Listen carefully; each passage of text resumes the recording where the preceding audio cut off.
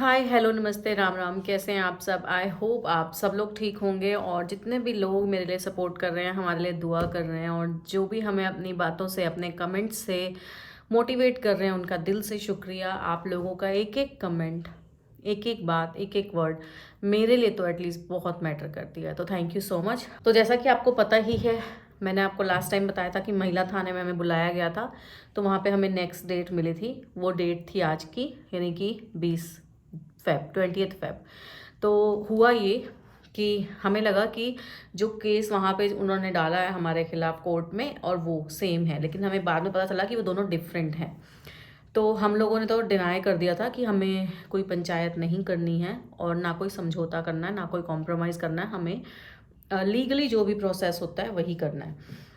हम लोग आज वहाँ पे नहीं गए क्योंकि एक तो मम्मी की तबीयत ख़राब थी, और दूसरा हमें लगा कि जब हमें वहाँ पे कॉम्प्रोमाइज़ करना ही नहीं है तो हमारे जाने का क्या फ़ायदा। तो हमारे जो बड़े वाले जिया जी हैं वो वहाँ पे गए थे, और फिर वही सब हुआ। नेक्स्ट डेट से मिल गई है हमें, 7 Jan की, आई गेस। और जो आए हुए थे उन्होंने फिर से डिमांड की है, वही उनकी डिमांड्स हैं, थोड़ी सी ऊपर नीचे हो गई है लेकिन डिमांड वही है।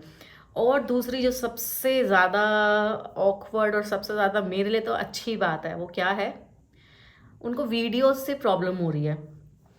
अच्छा, वीडियोस से प्रॉब्लम क्यों हो रही है? अगर कोई सच्चा है तो उसको क्यों, क्या दिक्कत है? उसका नाम नहीं लिया जा रहा, उसकी कोई पिक्चर हम लोग शो नहीं कर रहे, तो इतनी दिक्कत क्यों हो रही है भाई? मेरे को पहले तो ये समझना है। मतलब क्या समझते क्या हो तुम लोग? तुम तो 50 लोगों के बीच में खड़े रह के हमारे घर के जो बड़े हैं उनके ऊपर छेड़खानी का इल्ज़ाम लगा दो, और हम अपनी सच्चाई भी ना रखें वीडियोस में। तो जो सो कॉल्ड, जिन्होंने हमें कहा वीडियोस ना बनाई जाएं, उनका कहना था कि ऐसे अच्छा नहीं लगता। हमें भी बहुत कुछ ऐसा है जो अच्छा नहीं लगा है और ना लग रहा है, लेकिन उसके एवज में उसको रोकने की बजाय हमें उसके लिए पेमेंट करने को कहा जा रहा है, हमें उसके लिए पैसे देने को कहा जा रहा है। तो भैया हमें भी अच्छा नहीं लग रहा। तो फर्स्ट ऑफ ऑल, मेरा नाम ना इंदु बजाज है। मैं ना अपनी लड़ाई खुद लड़ सकती हूँ। मुझे किसी के कहने पे चलने की आदत नहीं है। जो मेरे को और मेरे मन को सही लगेगा मैं वो करूँगी। तो डेफिनेटली मैं वीडियोस बनाऊँगी। लोगों तक ये सच्चाई जानी चाहिए कि कुछ औरतें आप जैसी भी होती हैं, जिनके खानदान वाले मिल के दूसरों को लूटने का काम करते हैं। आज फिर मैं कहूँगी, आपने तारीख ले ली है, कोई बात नहीं, हम लोगों ने बात भी कर ली है, लेकिन हम समझौता नहीं करेंगे। हम कोर्ट जाएंगे, हम कोर्ट के थ्रू तो 10, मैं ये कहना चाहती हूँ। अच्छा मैं बताती हूँ, एक कोर्ट केस तो मम्मी ने किया स्टे के लिए। हमने ऐसा कोई हिस्से का या शेयर की तो बात ही नहीं करी। हमने सिर्फ स्टे के लिए लगाया कि मम्मी की जान को खतरा है, सेफ्टी के लिए हम चाहते हैं कि ये घर पे ना आए। हमने सिर्फ ये केस किया। हमने कभी भी ये नहीं कहा कि इसको शेयर नहीं दे रहे, या हमारे पास ये नहीं है, या हमारे पास ये है। हमने ये बात ही नहीं छेड़ी। तो जो दूसरा केस है वो इनकी तरफ से डाला गया, डोमेस्टिक वायलेंस का। और अब थर्ड जो है वो, अगर हमारा महिला थाने में समझौता नहीं होता है, कॉम्प्रोमाइज़ नहीं होता, जो कि नहीं होगा, मैं बता रही हूँ, तो वो डलेगा। तो मेरे को एक बात बताओ, जब ये लड़की, ये औरत गलत होके भी केस कर सकती है, इसको शर्म हया नहीं है, तो हम लोग सही होके क्यों क्यों डरे भाई? क्यों पीछे हटे? तू एक नहीं, चार नहीं, पांच नहीं, तू 10 लगा। डॉल आ गई थी। तो मैं ये कह रही थी कि भाई तू एक कर दे, तू दो कर दे, तू चार कर दे, तू पांच कर दे, क्या होगा? कोर्ट में केस लड़ना पड़ेगा, और हमें वो अपने तरफ, हमारे पास जो एलिगेशंस हैं हमें वो प्रूव करने पड़ेंगे, कर देंगे।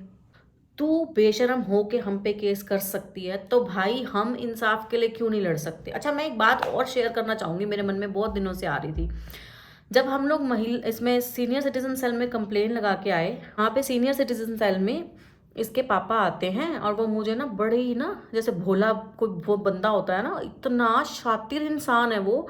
मेरे, जब मैं मम्मी के यहाँ पे थी एक बार, और ये अपनी सो कॉल्ड बेटी को, उस औरत को छोड़ने आता है बाइक पर, मुझे आंखें दिखा के डराने की कोशिश करता है, जा अंदर देखूंगा कौन सा रोका है। मुझे समझ में नहीं आया, कि बाद में समझ में आया कि तो मुझे कुछ कह रहा था। तो जो अपने आप को भोला और शरीफ दिखाने की कोशिश करता है, हमें सब पता है कौन कितने पानी में है। तो जी, सीनियर सिटीजन सेल से ना निकलते हुए बाहर आ गए हम लोग। बाहर आके वो मुझे कहता है, इंदु को ना, मैं नाम बोल गई यार, बाहर आके हमें कहता है, मेरी इस, मैं छोरी बोलूँगी, वो उसने जो बोला उसने नाम लिया था, मेरी इस छोरी को ना बसने दो। मैंने कहा बसने दो किसके साथ? कहता है इसको घर पे रहने दो। मैंने कहा मेरी माँ को मार दूँ? कहता है मैंने कब कहा? मैंने कहा तो फिर एक एक जगह पे तो ये दोनों नहीं रह सकती हैं। कहता है फिर ना मेरी छोरी को ना एक मकान दिला दो छोटा सा। अच्छा, पैदा हमारे लिए करके छोड़ी थी हैं? जब शौक पूरे के, जब पैदा किए तब तेरे को नहीं दिख रहा था कि इसको मकान चाहिए कि नहीं चाहिए? और मकान तो इसके नाम है पड़ा, हमारे नाम तो कुछ भी नहीं है। सर मैं तो आज भी रेंट के मकान पे रह रही हूँ, मैंने तो कभी भी नहीं सोचा कि मुझे मेरे माँ से या मुझे कहीं और से कोई मकान मिल सकता है। अरे इतनी अच्छा वो होने के बाद ना, अगर तो अच्छा बाप था तो अपनी बेटी को अच्छी शिक्षा देता कि हक की कमाई खा, मेहनत की कमाई खा, मकान तो बन जाते हैं, इज्जत से रहना जरूरी है। पर तुम लोगों को इज्जत नहीं, तुम लोगों को नोटर की ना गड्डियां दिख रही हैं मोटी मोटी, जो मिलेगी नहीं। ठीक है। अच्छा, मैं अब आपसे जो बात शेयर करने वाली थी ना, वो बात ये थी, आप सोचो भाई गया, इतने ड्रामे हुए, हमें लगा कि उसने या तो सुसाइड किया है या उसको सुसाइड के लिए उकसाया गया है, और या फिर उसके साथ कुछ मिस हैपनिंग हुई है, वो मर्डर भी हो सकता है, हमें डाउट है। हमने इतनी कोशिशें की, हम वहाँ पे आना जाना कम था हमारा, तो उसके साथ रहना भी कम था, हम फिर भी भागे।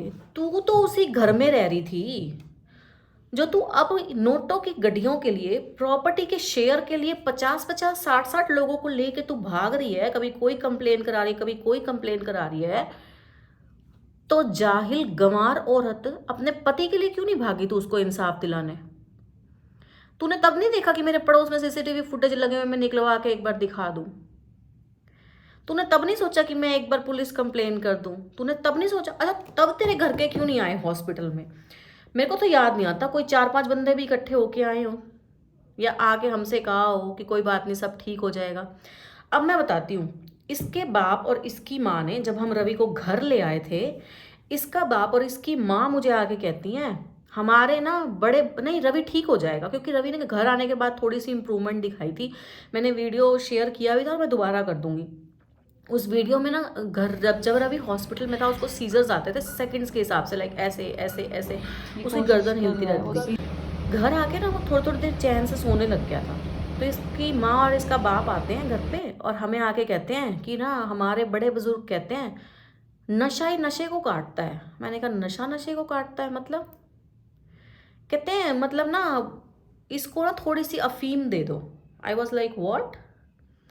कह रहे कभी कभी ना जब डॉक्टर फेल हो जाते हैं तो देसी काम कर जाते हैं नुस्खे, तो नशा बहुत हो रहा है तो नशे को ना नशा ही तोड़ता है, तो इसको ना थोड़ी सी अफीम पिला दो। उस टाइम तो मैं इस चीज़ को इग्नोर कर गई। मैंने कहा नहीं, अभी उसकी तो नलकी में से कुछ जा ही नहीं रहा और उसको देंगे कैसे वो चीज़?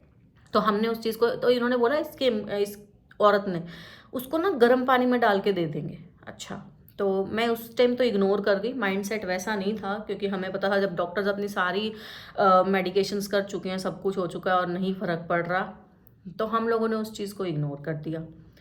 अब मुझे ये बताओ, जब रवि गया, इसके घर के आते हैं, मुझे नहीं दिखा कि इसके घर के कोई बैठ के हमारे पास रोया हो। 2-4 दिन इसकी माँ ज़रूर आके बैठी है। इसकी रियल भाभी, औरत की रियल भाभी हमारे घर नहीं आती है। अब इतनी पंचायतें हो गई, सब हो गई, उस पड़ोसी इकट्ठे कर लाई सब, इसके सगे भाई नहीं आते उस पंचायत में, ना महिला थाने में दिखे ना कोर्ट में दिखे। क्यों नहीं दिखे? आप समझ जाओ रीज़न, मैं पहले बता चुकी हूँ। ओके, इसका बाप कहता है कि जी मैं तो ना 13 दिन रवि की जब दिन थे ना तब इनके घर जा जा के बैठा करता, और ये तो ना मेरे से चाय भी नहीं पूछते थे। भाई तू क्या हमारे घर ब्याह पे आ रहा था? हैं? ब्याह मंड रहा था तेरी छोरी का? तू हमारे घर पे आता, हम तेरे को आगे चाय के प्याले रखते। हमने वो भी किए, बता दूं, जब सबके लिए चाय बनती थी हमने वो भी किए। तो इनके सो कॉल्ड घर वाले नौटंकीबाज हमसे कहते थे कि हम छोरी के घर का पानी नहीं पीते।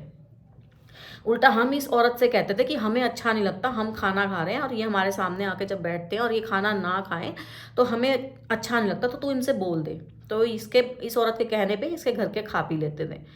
हमारे यहाँ पे 13वीं थी ना रवि की, जिस दिन, उस दिन हवन हुआ था। पहले आपको पता ही है कि पंडित को खाना वाना खिलाते हैं, हमने वो खिलाया। और उसके बाद जैसे मेरे नानके की साइड, नाना और की साइड पे, और हमारे जितने भी रिलेटिव्स थे वो सब आए हुए थे।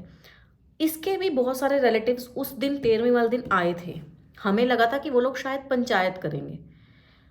वो आए, सबसे पहले खाना हमने इनकी फैमिली को खिलाया। मैंने खुद बाहर जाके जेंट्स को, मेरे बड़े वाले जिया जी ने और मेरी मासी के बेटों ने मिल के हमने खाना खिलाया। तो इस सो कोल्ड औरत के सो कोल्ड बाप को मैं बता दूं, हमारे घर ना दुख था, ठीक है, दुख तकलीफ थी। तुम्हें हमसे पूछना चाहिए था कि तुमने रोटियां खाई कि नहीं खाई, ठीक है। तू यहाँ क्या कह रहा है, मैं जाके इन्होंने मैं चाय नहीं पिलाई। तेरे को तो बहुत कुछ पीने को मिलेगा, तू टेंशन मत ले, ठीक है। एनीवेज आगे बढ़ते हैं। तो मैं बात कर रही थी कि इस औरत ने जो नोटों के चक्करों में, प्रॉपर्टी के चक्करों में इतने चक्कर थाने के, पुलिस के, कोर्ट कचहरियों के काट रही है, इसने तब क्यों नहीं काटा जब इसके पति के साथ मिस हैपनिंग हुई? सोचने वाली बात है ना।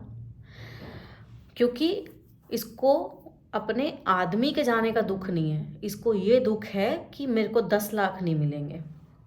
तो अब मैं आपको बताती हूँ, मैंने आपसे जिक्र किया था कि मैंने एक वीडियो ऑडियो रिकॉर्डिंग पुलिस में सुनाई थी, जहाँ ये महारानी खुद कह रही हैं कि हमें पहले से पता था कि रवि नहीं कमाता है, रवि को और मुझे बेदखल किया हुआ है। तो अब मैं आपको वो वीडियो सुनाती हूँ।